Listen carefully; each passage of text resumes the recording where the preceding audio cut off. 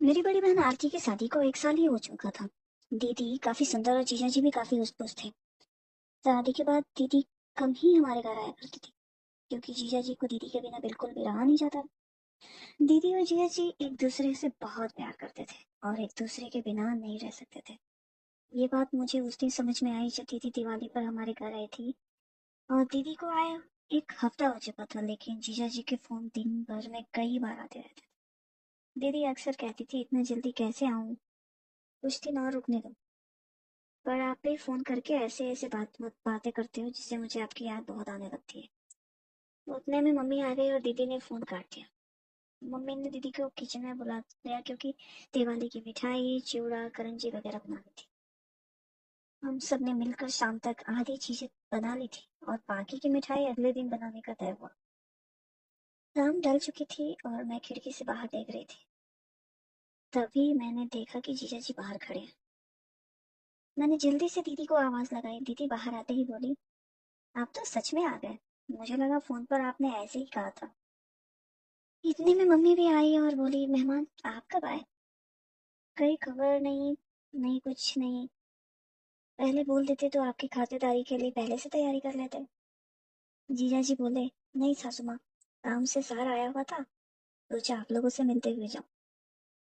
Mummy ने कहा, जाने की बात अभी से मत कीजिए, अभी आए हैं तो खाना पीना खाकर आराम करके सुबह जाना। मैं आपको अभी बिल्कुल नहीं जाने दूंगी।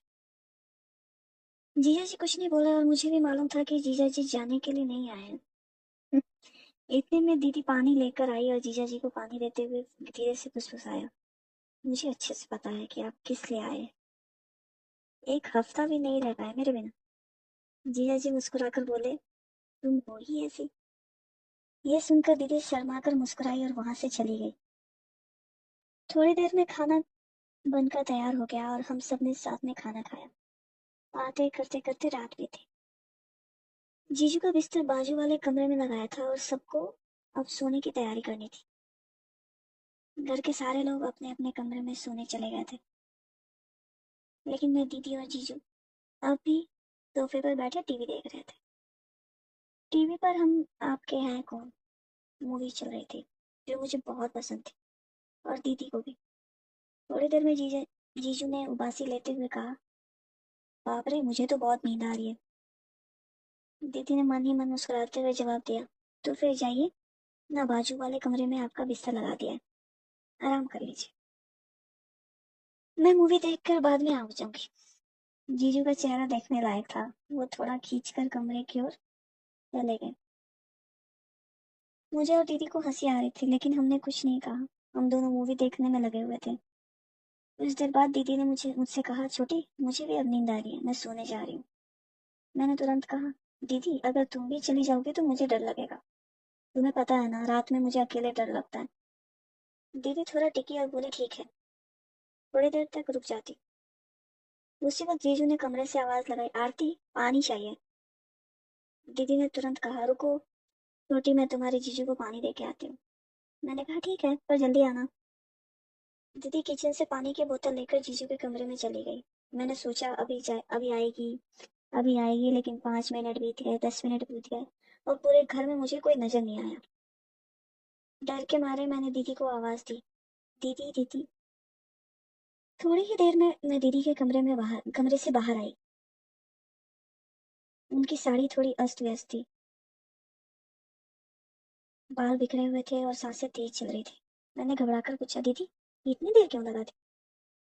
मुझे डर लग रहा था।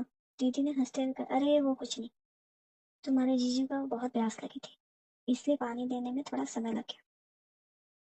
इतने में जीजू कमरे से बाहर आए और बोले, अरे मेरे फोन की बैटरी खत्म होने वाली है, क्या तुम मेरे लिए चार्जर लगा दोगी? दीदी ने जवाब दिया, ठीक है देखती हूँ, आप यही रुकिए। लेकिन जीजू ने कहा, अरे तुम देखो, मैं कमरे में वेट करता हूँ। ये कहते हुए वो वापस कमरे में चले गए। दीदी मेरे कमरे में गई और वहां से मेरा फोन चार्जर उठाकर जीजू को देने उनके कमरे में चली गई। मैंने सोचा कि चार्जर देके वो तुरंत वापस आ जाएगी, लेकिन थोड़ी देर बीत गई और दीदी का कोई आता पता नहीं था।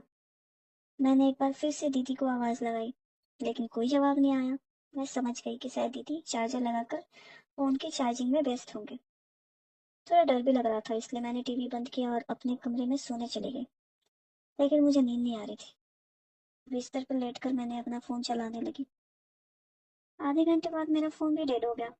उसकी बैटरी खत्म हो चुकी थी। अब मैं इधर उधर चार्जर ढूंढने लगी, लेकिन याद आई, अरे मेरा चार्जर तो दीदी ले गई है। अब मैं असमंजस में थी कि आज चार्जर के लिए जाऊं या नहीं। नींद तो वैसे भी नहीं आ रही थी और बोरियत भी हो रही थी। मैंने सोचा कि शायद चार्जिंग अभी शुरू हो हुई होगी। मन ही मन मैंने तर्क किया कि आजकल के फास्ट चार्जर कितनी जल्दी फोन चार्ज कर देते हैं। फिर भी कुछ फोन ऐसे होते हैं जिनकी बैटरी इतनी धीमी होती है कि जल्दी चार्ज नहीं होती। मुझे बहुत शर्म आ रहा था जाने में कि जाऊं या नहीं जाऊं। पर मैं गई और मैंने वहां क्या देखा, ये मैं आपको पार्ट 2 में जरूर बताऊंगी। अब आप बताओ कमेंट में पार्ट 2 जल्दी, अगर आपको देखना है कि और सुनना है कि मेरे साथ आगे क्या हुआ। 1000 लाइक्स पे पूरे होते ही पार्ट 2 अपलोड कर दूंगी।